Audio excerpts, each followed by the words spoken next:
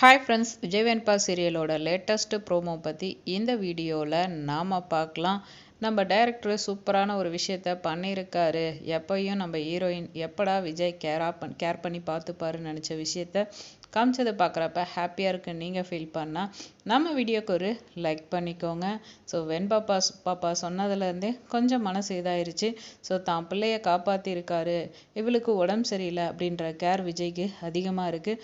So உள்ளுக்குள்ளே நம்ம heroine மேலே ஏதோ ஒரு விஷயம் இருக்குது, ஆனால் கோவத்தினால அவரால் புரிஞ்சிக்க முடியல அப்படின்ற விஷயம் மட்டும் நல்லாவே தெரியுது. இந்த நிலையில் விழுந்து விழுந்து அவங்கள கேர் பண்ணிக்கிறத பார்க்குறப்ப சூப்பராக இருந்தது.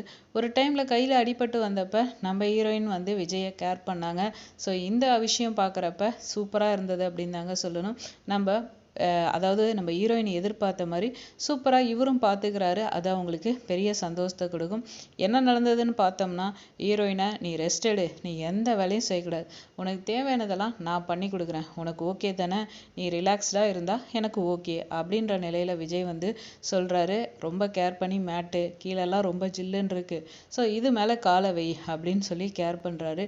இப்படி கேர் பண்ணால் எவ்வளோ சந்தோஷமாக இருக்கும். தன்னை விரும்பினவர் தனக்காக கேர் பண்ணி பார்க்குறத நம்ம ஹீரோயினால் சந்தோஷத்துக்கு அளவே இல்ல முடியாமல் அவ்வளோ சந்தோஷமாக இருக்காங்க அப்படின்னு தாங்க சொல்லணும். ஸோ இந்த நிலையில் என்ன விஷயம் அப்படின்னு பார்த்தோம்னா, அதுக்கப்புறம் ஏசி கூலிங் இதெல்லாம் ஆஃப் பண்ணி நீ நல்லா ரெஸ்ட் எடு, நான் ஆஃபீஸ்க்கு போயிட்டு வரேன், உனக்கு ஏதாவதுன்னா சொல்லு, நான் பார்த்துக்கிறேன் அப்படின்னு சொல்லிட்டு ரொம்ப கேரிங்காக பண்ணிட்டு போகிறாரு.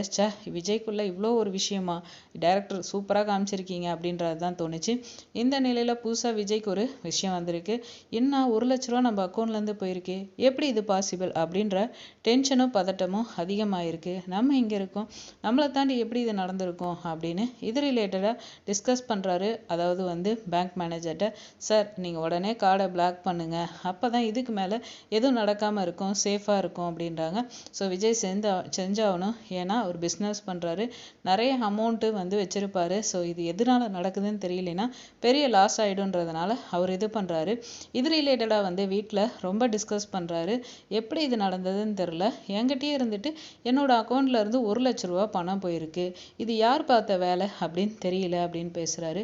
எவ்வளோ திமிரு இருக்கும் பாடுறா எடுத்தவனுக்கு, உனக்கு மெசேஜ் போகும் அப்படின்னு தெரிஞ்சே பண்ணியிருக்கானா, அவன் எப்பேற்பட்ட தில்லாலங்கடியாக இருப்பான் அப்படின்னு சொல்லிட்டு இவங்க பேசுகிறப்பே தெரிஞ்சிச்சு இவங்க ஏதோ ஒரு வேலையை பார்த்துருக்காங்கன்னு.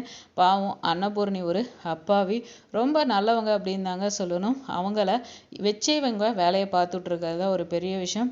இந்த நிலையில் அவங்க ஓடி வந்து, என்ன ஐடி அக்கௌண்ட் ஓப்பன் பண்ணியிருக்கியாட்டிருக்குது, அந்த பாஸ்புக்கு வாங்காமல் இருக்க இந்த அப்படின்றாங்க. ஸோ அந்த பாஸ்புக்கும் இந்த நடந்த 1,00,000 செம லிங்க் ஆனோன்னு விஜய் செம கடுப்பாயிட்டாரு.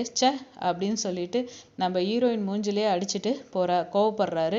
ஸோ ஹீரோயினுக்கு ஒன்றுமே புரியல, நடந்த எதுவுமே, எதுக்கு இவர் கோவப்படுறாரு அப்படின்னு. ஸோ வெயிட் பண்ணி பார்ப்போம் விஜய்க்கு எப்போ தான் இவங்க பேச்சை கேட்காம உண்மையான நம்ம ஹீரோயினை புரிஞ்சுக்க போகிறாருன்னு. இந்த வீடியோ உங்களுக்கு பிடிச்சிருந்தா லைக் பண்ணுங்கள், மறக்காம சேனலை சப்ஸ்கிரைப் பண்ணுங்கள். Thanks for